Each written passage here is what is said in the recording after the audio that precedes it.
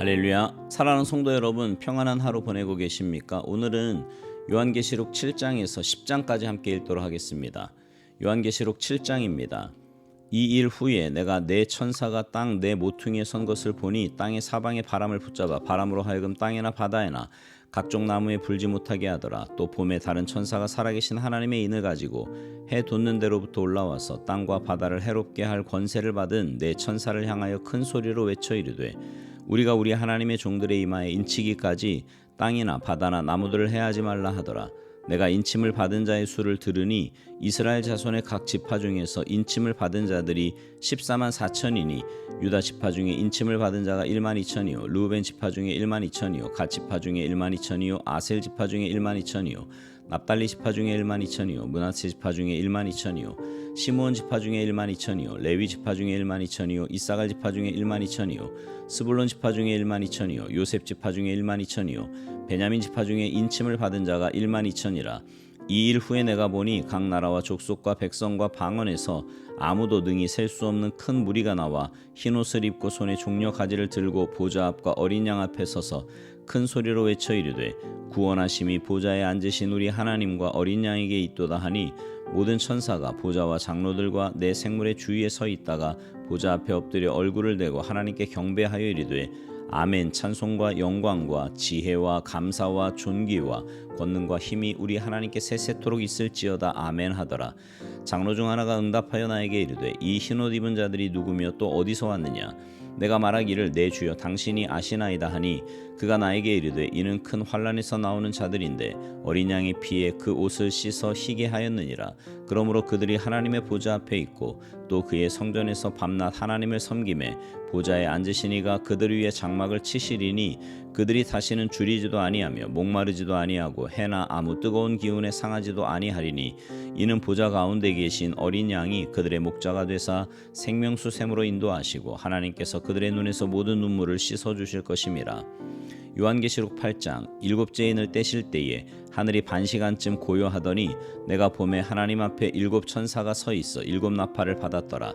또 다른 천사가 와서 제단 곁에 서서 금 향로를 가지고 많은 향을 받았으니 이는 모든 성도의 기도와 합하여 보좌 앞 금 제단에 드리고자 함이라. 향연이 성도의 기도와 함께 천사의 손으로부터 하나님 앞으로 올라가는지라. 천사가 향로를 가지고 제단에 불을 담아다가 땅에 쏟음에 우레와 음성과 번개와 지진이 나더라.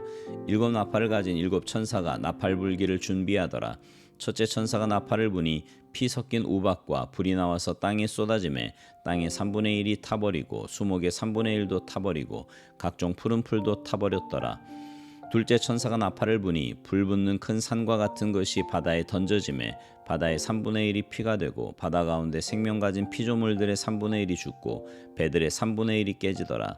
셋째 천사가 나팔을 부니 횃불같이 타는 큰 별이 하늘에서 떨어져 강들의 3분의 1과 여러 물샘에 떨어지니 이 별 이름은 쓴 쑥이라. 물의 3분의 1이 쓴 쑥이 되매 그 물이 쓴 물이 되므로 많은 사람이 죽더라. 넷째 천사가 나팔을 부니 해 3분의 1과 달 3분의 1과 별들의 3분의 1이 타격을 받아 그 3분의 1이 어두워지니 낮 3분의 1은 비추임이 없고 밤도 그러하더라. 내가 또 보고 들으니 공중에 날아가는 독수리가 큰 소리로 이르되 땅에 사는 자들에게 화가 있으리니 이는 새 천사들이 불어야 할 나팔 소리가 남아 있음이로다 하더라. 요한계시록 9장 다섯째 천사가 나팔을 불매 내가 보니 하늘에서 땅에 떨어진 별 하나가 있는데 그가 무저갱의 열쇠를 받았더라. 그가 무저갱을 여니 그 구멍에서 큰 화덕의 연기 같은 연기가 올라오매 해와 공기가 그 구멍의 연기로 말미암아 어두워지며 또 황충이 연기 가운데로부터 땅 위에 나오매 그들이 땅에 있는 전갈의 권세와 같은 권세를 받았더라. 그들에게 이르시되 땅에 풀이나 푸른 것이나 각종 수목은 해하지 말고 오직 이마에 하나님의 인침을 받지 아니한 사람들만 해하라 하시더라. 그러나 그들을 죽이지는 못하게 하시고 5달 동안 괴롭게만 하게 하시는데 그 괴롭게 함은 전갈이 사람을 쏠 때의 괴롭게 함과 같더라. 그날에는 사람들이 죽기를 구하여도 죽지 못하고 죽고 싶으나 죽음이 그들을 피하리로다. 황충들의 모양은 전쟁을 위하여 준비한 말들 같고 그 머리에 금 같은 관 비슷한 것을 썼으며 그 얼굴은 사람의 얼굴 같고 또 여자의 머리털 같은 머리털이 있고 그 이빨은 사자의 이빨 같으며 또 철 호심경 같은 호심경이 있고 그 날개들의 소리는 병거와 많은 말들이 전쟁터로 달려 들어가는 소리 같으며 또 전갈과 같은 꼬리와 쏘는 살이 있어 그 꼬리에는 5달 동안 사람들을 해하는 권세가 있더라. 그들에게 왕이 있으니 무저갱의 사자라. 히브리어로는 그 이름이 아바돈이요 헬라어로는 그 이름이 아볼루온이더라. 첫째 화는 지나갔으나 보라 아직도 이후에 화 둘이 이르리로다. 여섯째 천사가 나팔을 불매 내가 들으니 하나님 앞 금 제단 네 뿔에서 한 음성이 나서 나팔 가진 여섯째 천사에게 말하기를 큰 강 유브라데에 결박한 네 천사를 놓아주라 하매 네 천사가 놓였으니 그들은 그 년 월 일시에 이르러 사람 3분의 1을 죽이기로 준비된 자들이더라. 마병대의 수는 2만만이니 내가 그들의 수를 들었노라. 이 같은 환상 가운데 그 말들과 그 위에 탄 자들을 보니 불빛과 자줏빛과 유황빛 호심경이 있고 또 말들의 머리는 사자머리 같고 그 입에서는 불과 연기와 유황이 나오더라. 이 세 재앙 곧 자기들의 입에서 나오는 불과 연기와 유황으로 말미암아 사람 3분의 1이 죽임을 당하니라. 이 말들의 힘은 입과 꼬리에 있으니 꼬리는 뱀 같고 또 꼬리에 머리가 있어 이것으로 해하더라. 이 재앙에 죽지 않고 남은 사람들은 손으로 행한 일을 회개하지 아니하고 오히려 여러 귀신과 또는 보거나 듣거나 다니거나 하지 못하는 금, 은, 동과 목석의 우상에게 절하고 또 그 살인과 복술과 음행과 도둑질을 회개하지 아니하더라. 요한계시록 10장 내가 또 보니 힘센 다른 천사가 구름을 입고 하늘에서 내려오는데 그 머리 위에 무지개가 있고 그 얼굴은 해 같고 그 발은 불기둥 같으며 그 손에는 펴놓인 작은 두루마리를 들고 그 오른발은 바다를 밟고 왼발은 땅을 밟고 사자가 부르짖는 것 같이 큰 소리로 외치니 그가 외칠 때에 7의뢰가 그 소리를 내어 말하더라. 7의뢰가 말을 할 때에 내가 기록하려고 하다가 곧 들으니 하늘에서 소리가 나서 말하기를 7의뢰가 말한 것을 임봉하고 기록하지 말라 하더라. 내가 본 바 바다와 땅을 밟고 서 있는 천사가 하늘을 향하여 오른손을 들고 세세토록 살아계신 이 곧 하늘과 그 가운데 있는 물건이며 땅과 그 가운데 있는 물건이며 바다와 그 가운데 있는 물건을 창조하신 이를 가리켜 맹세하여 이르되 지체하지 아니하리니 일곱째 천사가 소리내는 날 그의 나팔을 불려고 할 때에 하나님이 그의 종 선지자들에게 전하신 복음과 같이 하나님의 그 비밀이 이루어지리라 하더라. 하늘에서 나서 내게 들리던 음성이 또 내게 말하여 이르되 내가 가서 바다와 땅을 밟고 서 있는 천사의 손에 펴놓인 두루마리를 가지라 하기로 내가 천사에게 나아가 작은 두루마리를 달라 한즉 천사가 이르되 갖다 먹어버리라. 내 배에는 쓰나 내 입에는 꿀같이 달리라 하거늘 내가 천사의 손에서 작은 두루마리를 갖다 먹어버리니 내 입에는 꿀같이 다나 먹은 후에 내 배에서는 쓰게 되더라. 그가 내게 말하기를 내가 많은 백성과 나라와 방언과 임금에게 다시 예언하여야 하리라 하더라.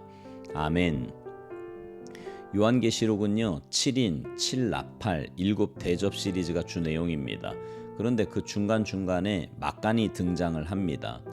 신학자들은요 요한계시록 해석에 있어서 이 막간이 7인 7나팔 7대접 시리즈보다 더 중요하다고 말합니다. 왜 그럴까요? 하나님이 요한계시록에서 막간을 주시는 이유가 뭘까요?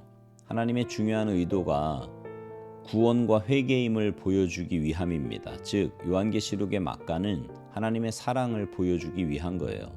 사랑이 하나님의 본질이라는 겁니다. 그래서 재앙으로 회개하지 않고 악을 더하는 사람들을 즉각 심판하시지 않고 그 심판을 연장하고 지연시키는 하나님의 사랑을 보여줍니다. 그래서 말세에 회개하지 않는 완악한 백성들을 향한 교회의 사명이 요한계시록 10장 11장에 주어지고 그 다음에 7번째 나팔이 계속 등장하는 겁니다. 그래서 오늘 본문 결론을 보면 하나님이 회개하지 않는 완악한 백성들에게 복음을 증거하라고 사도 요한에게 사명을 주신 겁니다. 오늘 말씀 중에 요한계시록 10장 11절 말씀이에요. 그가 내게 말하기를 내가 많은 백성과 나라와 방언과 임금에게 다시 예언하여야 하리라 하더라. 오늘날 우리가 사는 세상은 하나님을 대적하고 기독교를 싫어하는 세상입니다. 오늘날 복음이 말 그대로 좋은 소식이 아니라 복음을 혐오 메시지로 여기는 세상에서 우리가 살고 있습니다. 예수 믿으라 그러면 너나 잘 믿으라고 조롱받는 세상이 되어가고 있어요. 이런 세상 앞에서 굴복하거나 타협하지 않으면서 우리는 복음을 전해야 합니다. 앞으로 우리 앞에 어떤 세상이 펼쳐진다 할지라도 우리는 복음을 살아내고 복음을 전해야 합니다. 이것이 교회의 정체성이고 사명입니다. 근데 이 사명을 누가 감당할 수 있어요? 사도 요한같이 하나님의 말씀을 먹은 사람이 이 일을 감당할 수 있습니다. 그러므로 오늘날 우리는 하나님의 말씀을 사모하며 먹어야 합니다. 그래서 하나님의 말씀이 내 삶이 되고 내 피가 되어야 돼요. 말씀이 체질화되고 말씀이 내 삶이 될 때 우리는 이 악한 시대에 선한 증거자가 될 수 있는 겁니다. 바라기는 여러분 모두 하나님의 말씀을 먹고 그 말씀을 전하는 증거자가 되어 여러분을 통해 여러분 주위에 주님을 알지 못해 죽어가는 많은 영혼들이 주님 앞으로 돌아오는 영혼 구원의 역사가 있게 되기를 주님의 이름으로 축복합니다. 아멘.